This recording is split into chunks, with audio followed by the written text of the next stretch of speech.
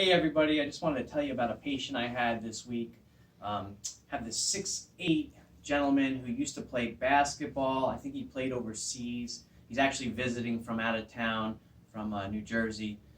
But he came in because it appears that he's got a swollen disc, so he was all shifted off to the side. But the real interesting thing was, other than the disc, the swollen disc, was kind of thinking about what caused it over the years. And I was assessing his low back, and obviously we found some things that were going on, hence that's the low back pain. But when we dove more deep, we found out he had very limited hip mobility. So normally, when we have anybody, when we rotate our foot like this out, we should get about 45 degrees of rotation each way. And when we go the other way, we should get at least 30 to 40 degrees going this way.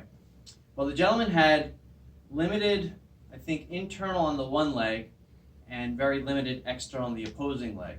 So it was kind of interesting. So he could go this way on one side pretty well, but could not go this way.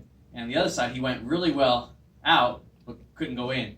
So he always said, too, that he always crosses one leg over. He's really able to get the one leg over to cross, but the other leg he can't do.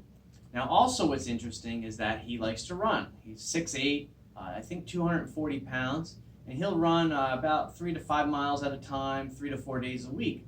So, real big guy, putting a lot of stress on all the joints, not only the knees and hips, but also the spine.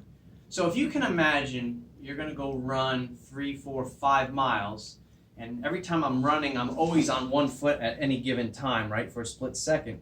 But if I lack any hip mobility, it's going to start taking its toll. And where it's going to drive a lot of the force is into the spine.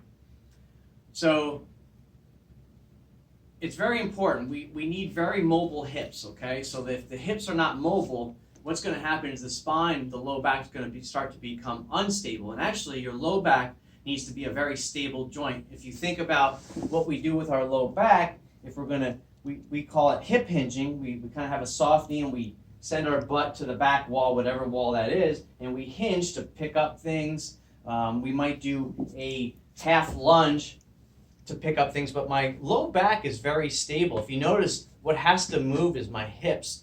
And then I'm going to get some mobility in my upper back maybe to get that last little bit to pick up that object, and then I'm going to stand up. But my low back, there's not a lot of motion going on. It needs to be a very stable joint.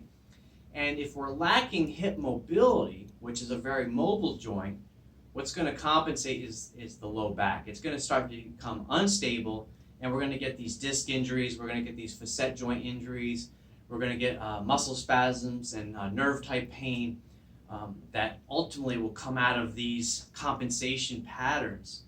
So one thing we did, other than working on him to reduce his low back pain, is we brought to his attention that he's going to need to start working on some hip mobility. And that's going to be composed of working on stretching tight muscles, or short muscles I should say, because a lot of muscles will feel tight but they're not short. So for him, when I try to bend his heel toward his butt, we couldn't get the heel there. So that tells me he's got real tight hip flexors and quadriceps. So part of his rehab, so to speak, is going to be to stretch out the quadriceps. Okay, so we stretch those muscles that are short. We're going to work on some range of motion of the joint itself with the hips, so we can do things called swivel hips. We can like get on the floor, and we can just go through some ranges. So when I'm in this position, I've got external rotation of this leg. I've got internal rotation of this leg. I'm going to rotate this way to neutral, and then this way. And so now we're going through this range of motion just to get the hips moving in the side-to-side plane, not necessarily just front to back. And after a while, you'll feel them loosen up. This is one way to do it. You can try it with your hands out touching the ground. Many people have a difficult time. If you need to, you can put your hands behind you to kind of give you balance. And then over time, you try to use your midline to keep you upright here. So those are some good things to start doing for him, stretching the quads, working on the hip mobility. But then it's going to be important as he gets more range of motion. We always call what we do next is we want to lock that range of motion. So now I've worked the range and I have more range. Now, how's my body going to know what to do with it? It hasn't had that range of motion in weeks, months, years. So now we got to make sure we do some final things to kind of lock that in, whether it be, we'll go through this in a more detail in another video, but whether we do like glute bridges, because we want to actually then bridge up to work to actually strengthen the hamstrings and the butt, which will lock that new range of motion in. We might do some single leg deadlifts, again, activating those glutes and hamstrings and keeping the spine stable.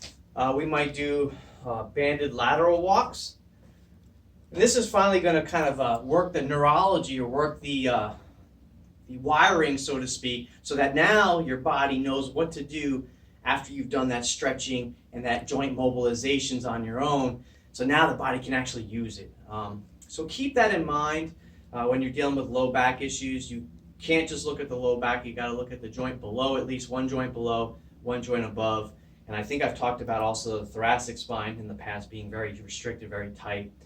So that is what he also had going on, very restricted, because again, he sits in a car, he teaches, he sits, and we don't do a lot of motion side to side anymore. You know, as we grow up, we're not playing as much baseball, we're not swinging the golf club, we're not moving in those planes. Usually we're doing things straight on.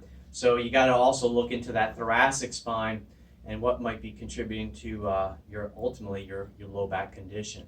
So kind of think about that for a little bit. If you have questions, email me, make comments in the YouTube, and I look forward to speaking with you soon.